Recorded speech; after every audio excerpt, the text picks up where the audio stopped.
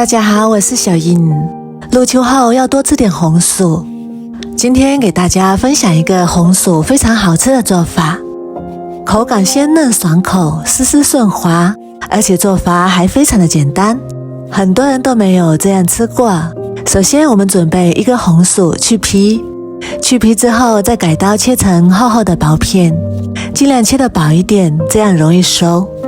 全部切好之后装入大一点的盘中，然后放到蒸锅里面，盖上盖子，水开之后大火蒸15分钟。时间到了，我们打开看看，蒸好的红薯用筷子能够轻松的穿烂就可以啦。然后把它取出来，倒入绞肉机里面，在碗里面加入800毫升清水，然后把它打成细腻的红薯汁，多打一会儿，打得越细腻口感越好。打好之后准备2个碗，把红薯汁平均倒入2个碗中，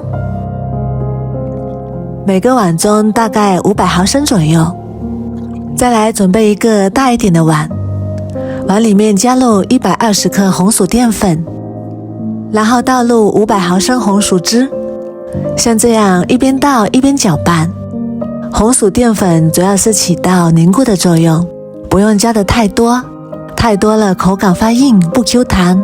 搅拌至没有红薯粉颗粒，像这样细腻的状态就可以啦。搅拌好之后先放一旁备用。接下来把另一半红薯汁倒入锅中，然后开大火煮开，一边煮一边用铲子不停地搅拌，防止糊锅底。煮开之后再把另一半加了红薯淀粉的红薯汁倒进来，倒之前记得用筷子搅拌一下，防止红薯粉沉淀碗底，然后用铲子顺着一个方向不停地搅拌。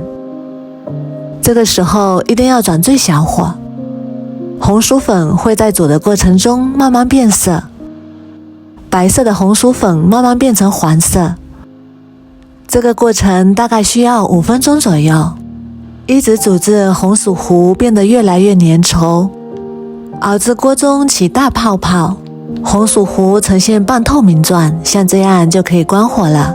像这种状态就可以啦，然后关火，然后准备一个干净的容器，趁热把红薯糊倒入容器里面，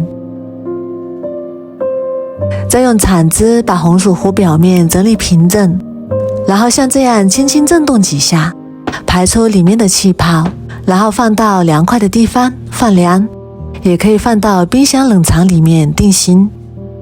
放凉之后，红薯糕用手按压，不变形不塌陷，像这种状态就说明已经好啦。然后把它倒扣取出来，一道软糯 Q 弹的红薯糕就做好啦。然后把它切成自己喜欢的形状，切的时候刀上抹一点水，这样更好切。像这样横着切几下，然后竖着再切几下，大小可以随心而定。